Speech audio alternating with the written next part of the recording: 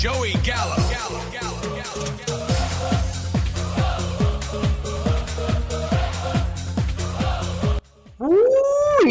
We are back. Unfortunately, we do not have Joey Gallo with us, but it's all right. You're in good hands with your host, Dave Reed, and my co-host, Ryan Wilkinson.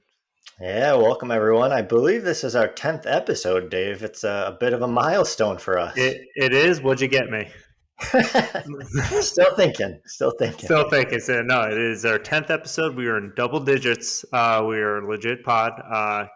Pretty crazy. We're still here. Reflecting on anything?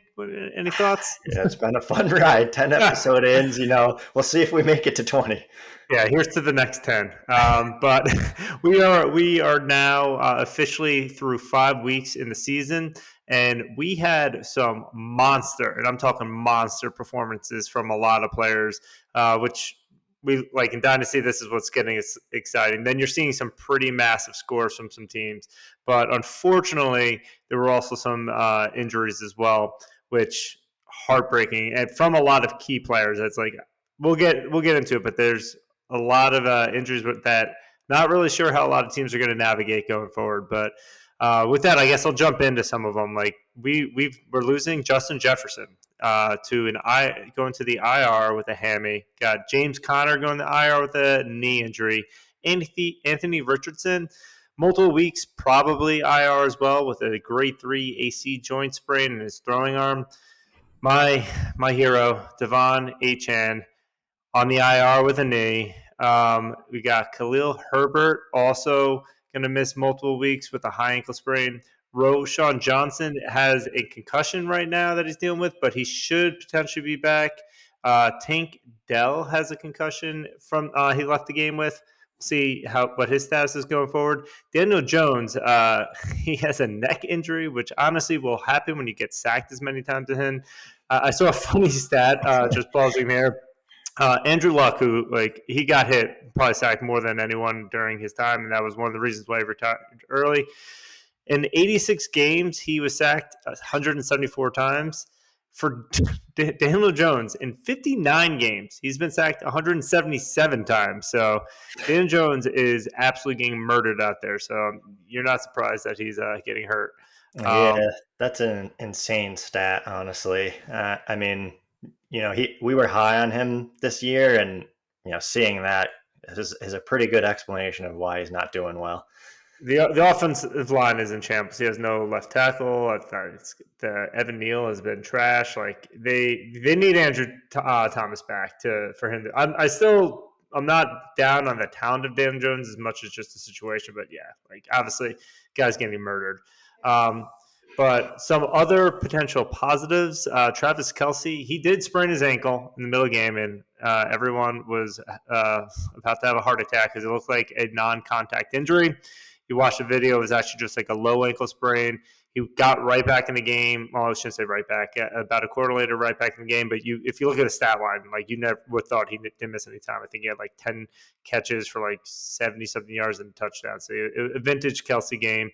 Amon-Ra St. Brown missed last week with an abdomen issue, which you're hoping doesn't become a hernia, like a sports hernia, which that would derail him. But it does sound like he's going to play this week, which is a very good sign. So a crisis averted there. And Barkley is set to return this week as well. Damn, do the Giants need it. I was just going to say, Breda has not been cutting it, so the Giants definitely need Barkley back. The whole offense has not been cutting it. I think Barkley's going to get fed nonstop. But what other of those injuries do you think are the most impactful? I mean, some of them are pretty obvious, but which ones are you looking at? Yeah, overall, I have to say between last week and this week, I feel like the injuries have been pretty crazy, and it seems like more significant than in seasons past. I don't know if that's maybe just paying attention more, but there's some big names in here. Obviously, Justin Jefferson is a huge injury. Maybe Osborne steps up a little bit more, or, Addison now takes over that Justin Jefferson role. But for anyone with Jefferson, that's a huge loss. James Conner, too. He was a workhorse back that you're now losing. And Anthony Richardson, multiple weeks. He was doing really well. So it's tough to see those guys go. The entire Chicago backfield. I mean, Herbert, ankle, Johnson, concussion, even Homer had a hamstring injury. Opens the door for healthy scratch. Deontay Deontay Foreman Foreman. is back. Yeah, he's back. Literally a healthy scratch the last couple games and might be the starter now because there's so many injuries in that backfield. And then one other, we don't talk about defense too much, but it can have an impact on the offensive players. Matt Milano of Buffalo, he's looking like he's potentially done for the season, I believe. And with Tre'Davious White out last week for the season, they're getting crushed by injuries on the defensive side. Maybe that means more throwing for Allen, Diggs, and Davis. They might have to catch up more, score more points. And we're already seeing it a little bit. They lost to the Jaguars, and Josh Allen had his most passing yards by a pretty good margin in week 5. So something to keep an eye on too. Yeah, the Bills were a unit you tried almost wanted to stay away from starting your players against, and now it's they still have a lot of talent on that defense, but it is not as threatening as it once was. Yeah. Yeah, and I agree to your point. Like this week, it feels worse because like you are losing like some elite players to actual IR, which is minimum 4 weeks that a player has to be on the IR for. So that teams don't make that decision lightly. A lot of times, especially star players, I think Jamar Chase, I think he ended up missing 4 games last year, but they didn't put him on IR because they were hoping he could get back after 3. So if there's any hope that they can get back earlier than 4 weeks, they will not put at least these star players on. So the fact that they are going on means it's serious. And they could go longer than that. So like you do have some concerns, and like Justin Jefferson, he's the wide receiver 1 in most leagues, at worst 2 behind Chase, and there's chance that he goes beyond. Like you're hearing a lot of doom and gloom from Yeah. like on Twitter that the team stinks. They're 1-4. Kirk Cousins trades are being thrown around there. Like they haven't been able to win with Justin Jefferson, so I don't know how they're going to win without him. So at the end of that IR, they could be that like the window, if it opens up, they could be 1-8 at that point. Like and would they bring back Justin Jefferson at that point, or just keep tanking, keep him on IR? So you might be without him for an extended period of time. Which that's going to hurt a lot of teams. And then Devon Etienne, he looks like an elite top, potentially 5-10 running back in the league right now. Like every time he touches the ball, it's 15 yards. Like I'm not even exaggerating. He's averaging like 15 yards a touch. It's crazy. And now he's going to miss multiple weeks. You don't know what it is yet or how serious. They're saying it's not season ending. So hopefully he gets back. The offense definitely needs it, but that offense is just high flying anyway. So yeah, you hate to see that. And Anthony Richardson, this one is tough because it's like a serious sprain on his throwing arm. And the guy, he just keeps getting hurt every time he plays right now. And he's a big, strong guy, but so it's definitely tough. Like, fortunately, if you have Gardner Minshew, I think that's enough to get by. But again, Anthony Richardson was looking like a top 5 fantasy option the way he was playing. So yeah, it hurts more when you start seeing like elite play. Like even seeing Kelsey miss time scares you. And then Amon-Ra and Barkley, like these guys being out, these are first and second round picks in redraft. Like these are the elite of the elite, and you're without them, so it's very tough. Yeah, no, it's huge names, like you said, and it's not just a small injury where they are questionable and might not play this week, but they'll be back next week. We're talking long-term injuries for these guys that are cornerstones of not only their real-life NFL teams, but also most people's fantasy football teams. So, there's a lot of opportunities out there too for guys that are going to have to step up. So we'll see who takes advantage of these injuries over the next couple of weeks. But they're definitely devastating injuries. Yeah, but there were a couple players who did come back, so it's not all negative here. We want to start bring some positivity back to the pod. Cooper Kupp came back in a big way. He was vintage Cooper Kupp again. Like he didn't miss a beat. I think his final stat line. What did he have? 8 receptions for 118 yards. And honestly, early on, it looked like he was going to go for like 20 receptions. Like they were feeding him often. And the one thing that we also learned, he can coexist with Puka Naku. So That's what I was just going to Very, say. very Yeah, excited to see both of that. them did really well. So I think, the concern was that Puka would get pushed aside, but it seems like both of them can be sustainable. And, as a Cup owner in redraft, it was great to see him get back out there and do well in his first game back. I thought, from the beginning of the season, the injury was going to linger and he might miss more time than they were even saying. But to see him right back out there in week 5 and to have a big week is awesome for him. Yeah, and you know who was the odd man out was the guy that this pod has been hating on is Van Jefferson. I think he played like 2 snaps or something, maybe 2% of snaps, and then was immediately traded to the Falcons after this week because they're like, yeah, we definitely don't need this guy with a future 7th and 6th round pick swap to the Falcons, which the Falcons is also worse than hell if you're a wide receiver in that Arthur Smith offense. Which actually did look better this week, which we'll get into, but sent them to one of the lowest pass rate teams in the NFL. So, yeah, not a lot Yeah. of positive vibes for Van Jefferson. No, unfortunately, but I think he's going to be non-existent fantasy-wise. yeah, but someone who else came back, and we'll get into the bigger impact, is Burrow started to look kind of healthy. So we're all hoping that he's returning back to form because there's a lot of fantasy goodness to be had in the Bengals offense. But with Yeah, that, he we'll did. start. You know what? That's a good leadway, right? Right. I think we should go into Smash Williams. Yeah, right. Your Smash Williams is I think a member of the Bengals. Who do you want to give the award to? Yeah, he was just outscored by DJ Moore on the week. And I know the owner of him in our league didn't actually win, but my Smash Williams pick is Jamar Chase. It's the performance you've been waiting for. We were just talking about Burrow and Chase last week and how Burrow's been such a letdown, but Chase finally popped off. He scored 3 touchdowns. He had 15 catches on 19 targets and 192 yards. That's what you've been looking for all season long if you drafted him. If you have him, you most likely won, unless you are playing the other guys in this category, which I wish Joe was here because he's our Jamar Chase owner, and he actually did lose. And I think it's because of an offense that you're about to talk about. Yeah. So Jamar Chase was the wide receiver two. Wide receiver two to DJ Moore. Talk about a bounce back for DJ Moore. If you have him, you probably won your matchup on Thursday. The game was already over. He had 10 targets, 8 receptions for 230 yards and 3 scores. The guy just kept breaking off long run after long run and firmly planting his flag as an elite option. I'm not sure he can keep that type of efficiency up, but he was averaging over like nearly 30 yards a catch in this game. But maybe, just maybe, the Chicago offense is turning a corner here and becoming a pretty strong option. So I'm giving my Smash Williams award to DJ Moore, but I do want to also give some credit to Travis Etienne, who was the RB1 on the week.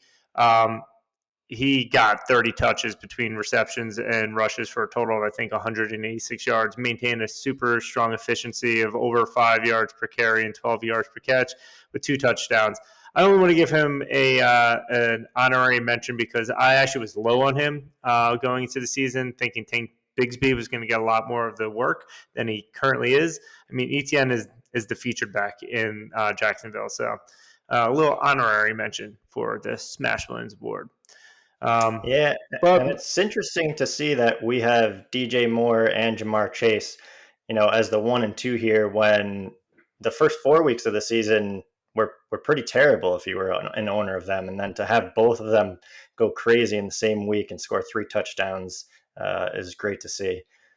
that that is a good point. These were players that you were starting to think like, do I trade them? And Yeah. Dynasty, you weren't trading Chase low. Like you always knew his long term value. But DJ Moore, maybe you were starting to be like he's just tied to another terrible quarterback. Just the history of DJ Moore, but Yeah. he showed that he can either overcome or elevate Fields' game. So we'll see what happens there. But moving on to the He's All That award. I'll start off. I'm rocking with Brock Purdy. Week five's QB7 playing against pretty strong Dallas D, and he was pretty good. Brock was the rock for his team, going 17 for 24 with 71% completion rate. Only 252 yards, but 4 touchdowns, 3 of which went to Kittle, who another very strong play this week. But honestly, this guy just seems to be getting more and more comfortable in this offense as he goes on. He hasn't even played a full season, technically, for the 49ers, I don't think. And although he doesn't have like the physical skills that wow you, like maybe a Josh Allen have or a Mahomes with certain throws, he does make very, very strong, impressive throws with he puts the right amount of touch that gets like the right shape of arc that goes over the defenders that literally like you see them jumping and it's just out of their reach, and he's constantly hitting the receivers in stride. But the biggest thing I've noticed for him is he's just processing the play so quickly. Like it's crazy how fast he goes through all his reads and knows exactly where the ball needs to go and does it immediately. That's why the 49ers were like they saw that too, and they were willing to give him the lead job there and ship off Trey Lance because you can just tell that this guy's operating on another level. So originally going into the season, you may thought this guy was a safe middle to back end QB2.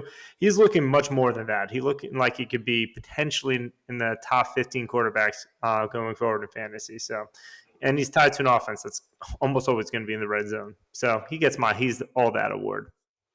Yeah, and that's what I was just going to say. It's really that whole entire offense, right? It's kind of crazy, but pick a position in that offense, and they're having an amazing season so far. They look pretty unstoppable. When you're in the red zone that often, like you're gonna get touchdowns. I mean, Christian McCaffrey just 14, 15 games straight with it, but can't even talk about him. It's just insanity. But yeah, he's all that for this week was George Pickens. Mainly because the Pittsburgh Steelers are the 30th ranked offense. Now, somehow they are miraculously 3-2, but they are the 30th ranked offense. Pickens had 25.6 fantasy points in week 5. He was mediocre at best in a couple weeks. I think he had one good week 2. I think his ups and downs are mostly a result of the quarterback play, but he's turning into a solid depth piece who is likely a stud if he had a better QB.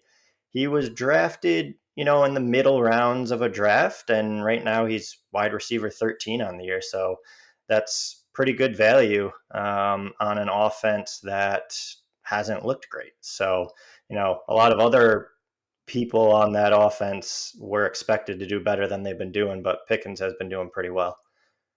Yeah, my bold prediction is although there were pieces that were right. But a lot of pieces that were wrong. If you have that many pieces, you're going to get one right. Up balls, sprinkling them out. I was just like at the roulette table, I was just putting a lot of chips on the table. Yeah, Pickett not looking good. Deontay was fine until he got hurt. Najee just looks horrible. Like in Dynasty, I think I might bench him. Like he doesn't look usable at all. But I will say that the sleepers on the team that I kind of thought Pickens, he was getting a lot of hype, so it's hard to call him really a sleeper. But I was calling that this is a guy that could definitely show up. And Warren, I just want to call. I think Warren I would rather start over Najee like every week. I don't think it's like a question to me at this point. But yeah, that offense did not improve from last year. Moving down to the Doug Flutie Hail Mary Award. Rye, you got a couple here. Why don't you toss them in? Yeah, so I went with the top 2 Washington Commanders pass catchers. Obviously, McLaurin and Dotson. Oh, no, it's Logan Thomas and Curtis Samuel somehow. You may have streamed them. I know Dave here did start Logan Thomas. And if you did, you got 20. I did. As a flex. I'll give you credit for that one. He had 11 targets for 9 catches, 77 yards and touchdown. He wasn't drafted as anything more than a depth bench piece, yet he had more targets than both McLaurin and Dotson combined, who only had 3 and 4 each. And then Curtis Samuel, I feel like, has kind of come out of nowhere here. He had 15 fantasy points in week 5, 7 targets for 6 catches and a touchdown. He was also drafted very, very late and wasn't on anyone's radar yet. He has 2 solid back-to-back weeks and could be emerging as a streaming option going forward. So those are my Doug Flutie Hail Marys of the week. Yeah, I mean, these it does not make sense to me that McLaurin and Dotson are not dominating more of the offense. Dotson, especially, the biggest disappointment to me. I was huge on Dotson, so they are just spreading the ball out in Washington. But I do got to say, Logan Thomas does look like he is one of the focal points of this offense, and it's pretty crazy because he was an up and coming tight end a couple years ago, and then he had like a devastating knee injury and wasn't even sure if he was going to play again. And going into this season, he was like a little beat up in the offseason, but picked him up because I was like, I remember when he was kind of becoming a thing to see what would happen. And he's a thing. Like he is, I think he had like 11 targets, you said. Yeah, he did. Yeah. Yeah. And then the tight end premium league like we have, that is gold. So yeah, that's why I was like, I will say I did not expect a performance like that. I was like, oh, he's getting targets. If he catches 5 balls, that's 5 points. And then whatever yards on top of that, that's decent for a flex in a deep league. But he was a Hail Mary for me. Yeah, it's funny you say that because I have McLaurin, and pretty much now I'm just like, hopefully he gets 5 catches each week and we can actually get a few points out of him. And I just don't understand how the wide receiver 1 and 2 on the team are not producing, but there's other players on the team that are doing really well. It's just so crazy. Yeah, and Logan Thomas is also like the biggest red zone threat. They're always like looking to throw too. It is weird. They have like elite wide receivers on the side. Like I would kill for the Giants to have Dotson and McLaurin, and they're just not using them. Yeah, it's crazy. But who do you got? I know you got an interesting offense to talk about as well. Yeah, so then my next 2 awards are interesting, kind of connected. My Hail Mary, because like if you started this guy, you have some balls of steel, or you're just desperation play. Because the QB6 on the week was Desmond Ridder. Yes, I'm as shocked as you are. But if you watched him too, it wasn't like he just had a good fantasy day and just like stumbled into it, which we do see players do sometimes. He looked good on the field and he won the game for the Falcons. He was strong from beginning to end, and then at the end of the game, after CJ Stroud threw a beautiful ball for a touchdown with 1:49 left, that was too much time for Ridder. Ridder comes out and goes on a game-winning drive to kick a field goal and win the game. He threw for 37 passes, completed 28 of them for about 76 completion rate, which is very strong. 329 yards, only 1 touchdown, but he also ran in another. And he even made Kyle Parts, which we'll talk about in a little bit, a start-worthy option this week. And the other thing that's crazy about this is like, first he's Desmond Ridder. Everyone thought he was terrible going into this week. I think he was on Joey's shit list, but even his own teammate Matt Collins was yelling at him on the sidelines because of how bad he was last week. But the other thing is like they were playing the Houston Texans. Quarterbacks do not typically do well for fantasy against the Texans. Not because the Texans' pass defense is elite, it's because their rush defense is so bad that teams just run all over them and you don't have to pass. And you're thinking about, this is the Falcons, Arthur Smith's offense. They got Bijan. They even got Algier. They're just going to run all the Texans. They did not. Both Bijan and Algier were actually pretty bad on the ground against the Texans. But Ridder to the rescue. Huge day. If you force to play him as your QB2, which I know in our league, someone did actually have to do that. Man, did he come up big for you. And honestly, if he can continue to look that good going forward, maybe he keeps the job for the full year. So we'll see what happens. But that leads me into my next player for the Ferrari in a trailer park, because this is kind of a combo deal. It's Kyle Pitts. As I mentioned, if Desmond Ridder was slinging it, and if you've been a Kyle Pitts owner, you haven't had a lot of days to celebrate. But this is one you could celebrate, and I'm going to celebrate it. He was throwing the passes around. He got I think it was 11 targets, 7 receptions for 87 yards. He was able to do this without a touchdown, and put up a pretty solid day. He only was, I think, the tight end 9 because you have guys like Logan Thomas who was going off. But still, this is a huge day for Kyle Pitts. And if they're going to throw this often in this offense, which I'm not sure they'll throw this often, but they can keep it up around the 30 pass attempts, Kyle Pitts might become a more useful option going forward, where honestly, going into before this week, you're becoming very, very concerned for Kyle Pitts, but he stepped up in a matchup that you were not expecting him to.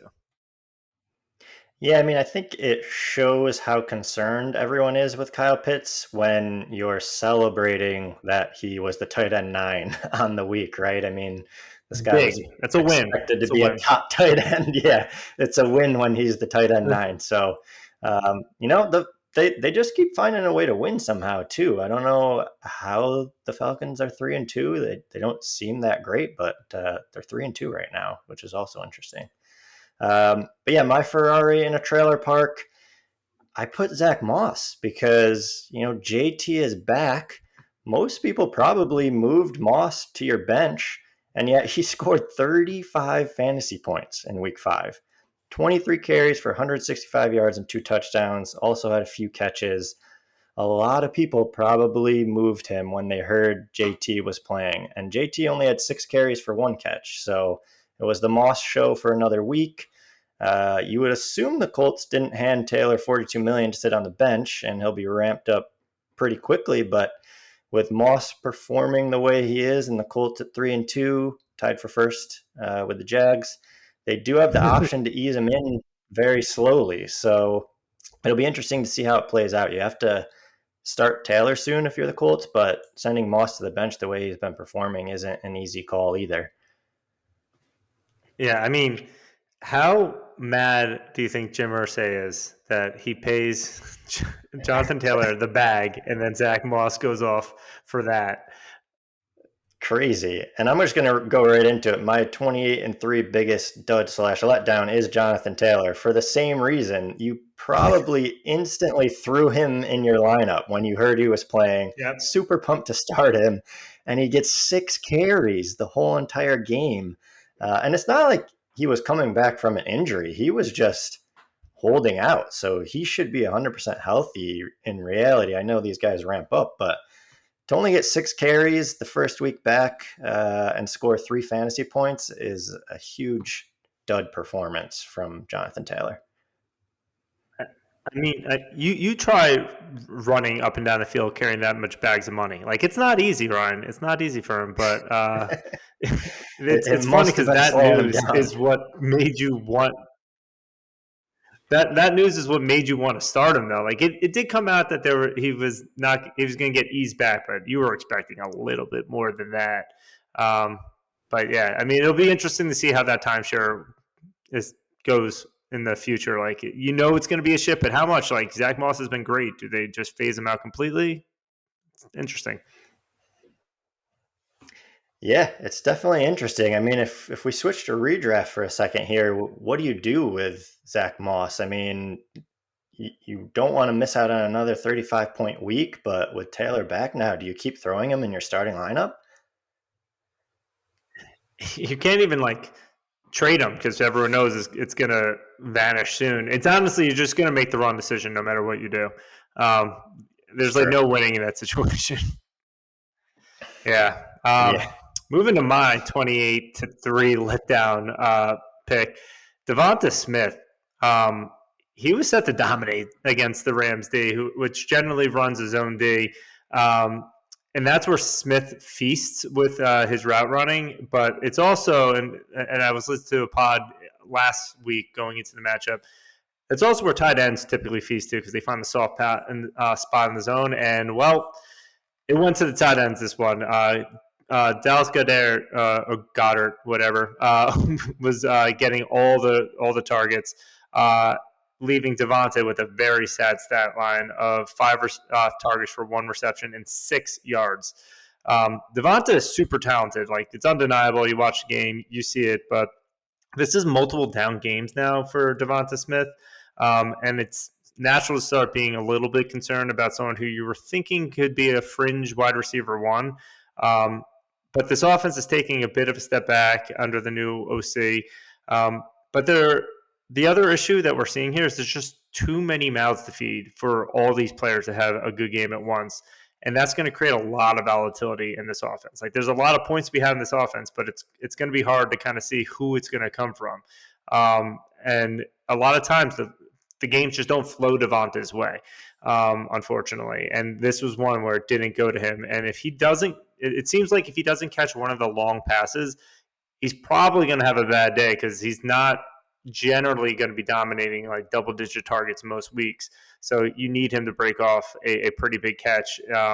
So barring an injury, he's probably not going to be a weekly wide receiver one, I think, going forward. He's still a super talented player. Dynasty is young. I'm not selling him short, but just kind of, lower my expectation going into a matchup each week with what he could potentially do with a very, very low floor. Yeah, and you've been talking about Jalen Hurts for a couple podcasts now and how you've thought he's kind of looked a little off. So I think, you might be seeing that a little bit, but that was always kind of the concern with Devontae Smith. He was drafted as a fringe wide receiver one, but he's only the wide receiver two on his own team. And that's always a little bit risky because if there's a game where A.J. Brown gets all the targets or the targets go to someone else like Goddard, then, there's not enough mouths to feed, like you said. So, the targets will be there, but he could potentially be an up and down player for the rest of the year, fantasy wise. Yeah, but rather than up and down players, Rob, why don't you tell me about a player who's just always down because he's just You're not that guy, pal. Trust me. Not that guy. You're not that guy. Who's your not that guy award? I didn't even change mine from last week, Dave. It's that bad. I thought he was like, did he erase this, or is it just he like left it in? I left it right there. Show doc looks the same. I'm talking about Mac Jones in back-to-back weeks. It's really that bad. He finished with negative 2.6 fantasy points in week 5, 2 interceptions and a fumble, no touchdowns.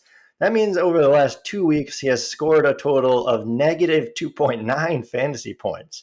And somehow, Belichick is still saying he will remain the starter. I got to assume that some of that is just posturing, though. He's replaced him with Zappe in the last 2 games. So you would assume that the full-time switch has to be coming if Mac Jones doesn't start playing better. And Daniel Jones, who I talked about last week, he barely escaped being talked about back-to-back weeks because he didn't look great either, but he's now dealing with a neck injury like we talked about. So, not his fault. Mac Jones' fault, but not Daniel Jones' fault. I was actually going to do Mac Jones, and so you had it in the show doc, and I was like, Ryan's right. That's really the not that guy award. But there was one other guy that I feel like hasn't really been talked about before this week, and I'm not sure. I think we all were just kind of giving him a pass. He is dealing with an injury, but Miles Sanders finishes last week with 1.2 points. He had only 7 carries for 32 yards, 1 target, did not catch it, and fumbled the ball. And this was after the week before, which is, again, why I don't know why we didn't talk about it, where he only had 4.7 points on 13 carries for 19 yards. He had another 3 receptions for 13 yards. Like, yes, those are back-to-back horrible weeks of less than 5 points. But that is just like, you could pick a guy off of waivers who scores more than that. Like, Justin Watson, who I got out of waivers in Dynasty, is a more reliable option than that the past few weeks. And again, Sanders has been dealing with an injury. I think he missed practice again today.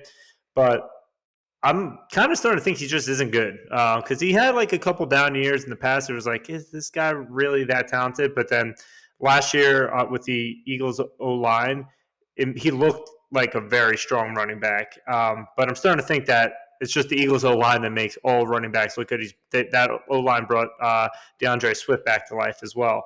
And now Sanders is looking exposed from a talent perspective in Carolina. And the issue there too is like not only is the offensive line not as good, the team as a whole is not that good. So they're not going to be in a lot of positive game scripts for a running perspective, which is why you start seeing these low carry counts. But he's not catching enough passes. Like, that was what we were kind of hoping for out of Sanders. Is like, yeah, they're not going to be a good team, but he should be on the field a ton. And you would expect a rookie quarterback is going to check down to their running back a lot to avoid sacks. But Bryce Young hasn't looked strong and not been utilizing the check down as much. So you haven't been getting those fantasy points you were hoping for. But at least Sanders got the bag of about $25 million. But I'm starting to think that this is someone you just, honestly, for the short term, you just can't start until you start seeing something on the field, because he's been that bad. Yeah, I mean, it's either that or it's similar to Jonathan Taylor, where all that money is just weighing him down. But the concerning part for Sanders, too, is Chuba Hubbard's there, and he's playing just as many offensive snaps as Miles Sanders is. I think he actually even had more carries last week. He looks better, to be honest, too. He looks a little bit better, and that could be the injury for Sanders, but definitely concerning when Chuba Hubbard is looking like the more dominant back. Yeah. That it's disappointing too, because like I was believing in Sanders going into draft season. I thought he was going to be very good, and when I think our co-host who's missing from this pod, Joe, he actually made a trade up in the startup draft to get Sanders, and I applauded it. I thought it was a great move, but it a lot has changed since then. A lot has changed since July. Yeah, for sure. It feels like a long time ago. Oh man, but. I'm happy to see none of my players in the bad sections, but I will say I think Kaffer and Mike Williams had about 3 of the blow-up players, so bravo for that team. But that leads me to giving a quick update on how our league, the Nonstop Fantasy Weekly Dynasty League, is performing. So we are 5 weeks in. The first division, Crope is tied with me. I want to say tied with me, but he does have a slight edge of about 116 points scored over me. It's insane. It's insane how many points his team is scoring week after week. Yeah, he has 3 of the 5 weekly highs, and we'll get to it, but he broke the record again this week. So his team, we were saying, like, if players hit, like, he has the highest upside and can absolutely run through this league. And early in the season so far, he is doing it, but he does have 1 loss. And that's to your boy. I think I have one of the second lowest points scored in the league, but I've been very consistent except for 1 week.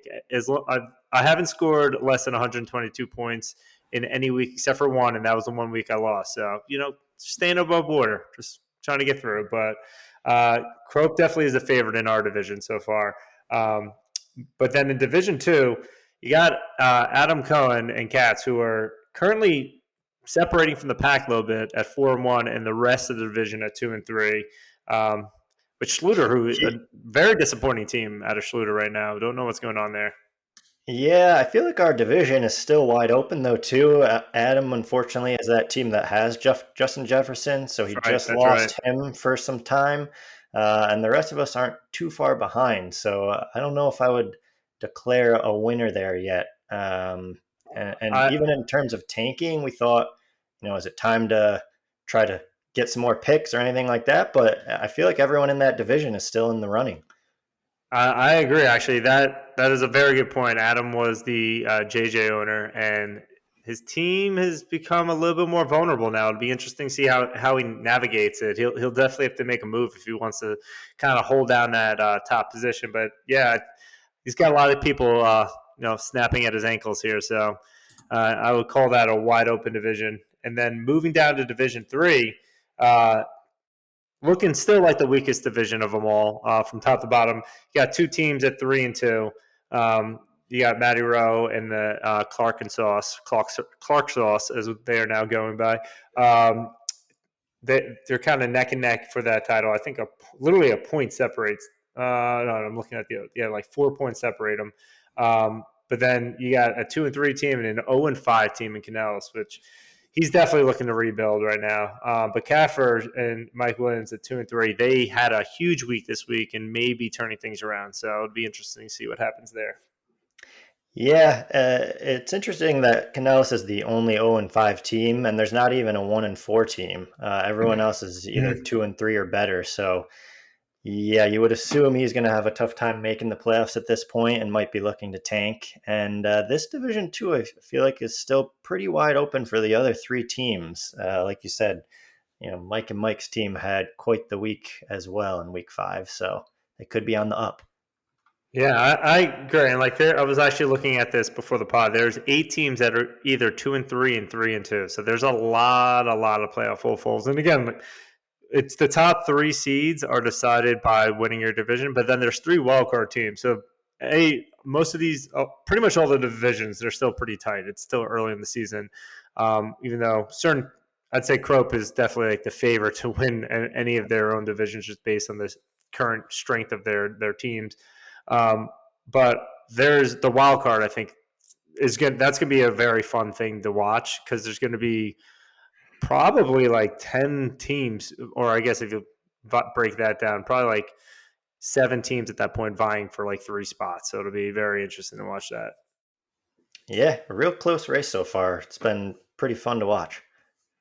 Yeah, and with it this past week, alluded to it, we had some pretty high scores. So initially, Kaffer and Mike actually broke the record for the highest score in a week, only to subsequently have that broken again by Kupp, who broke his previous record. Kupp scored a total of 185.46 points this past week, which continues the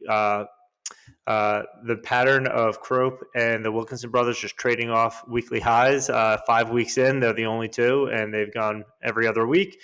But Kupp, it's the odd week, so he won it, and with a higher score, so he's taking the top one.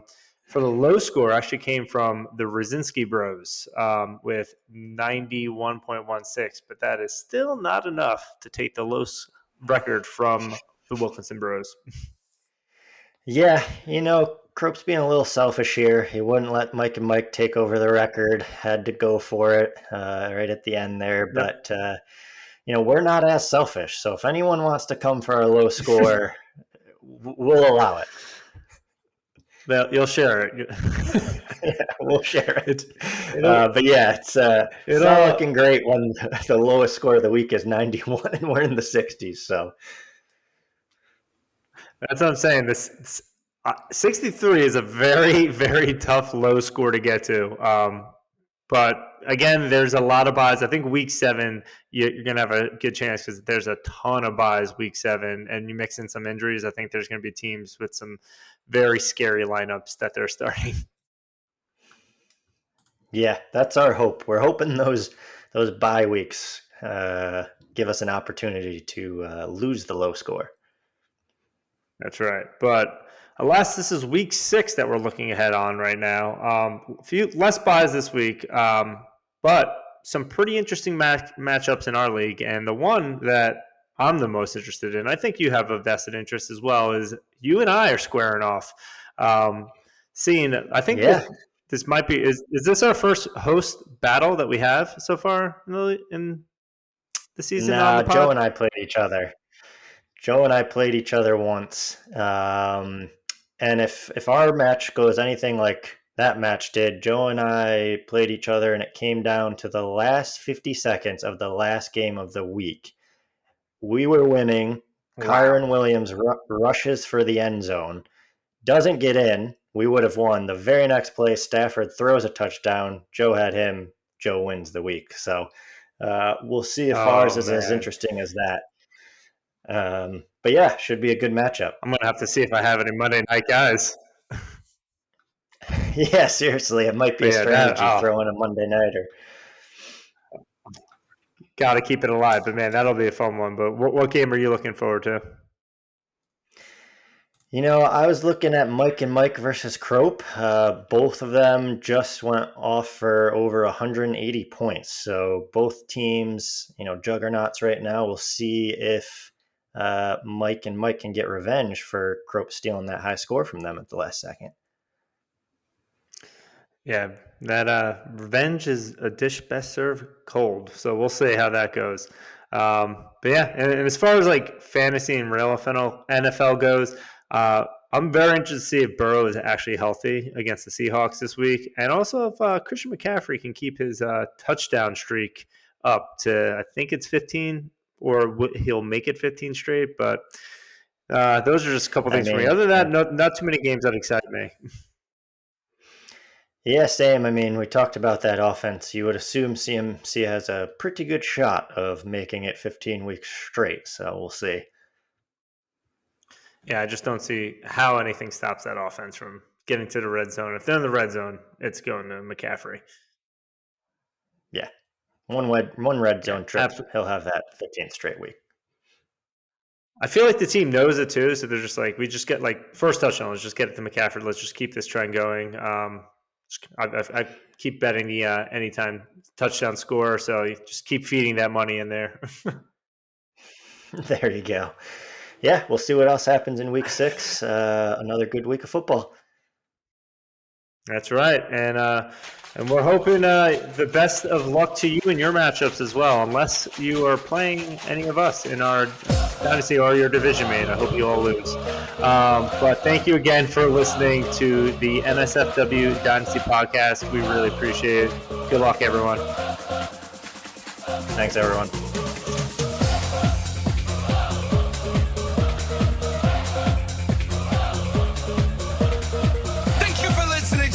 Episode of the NSFW Dynasty podcast. Tune in next time.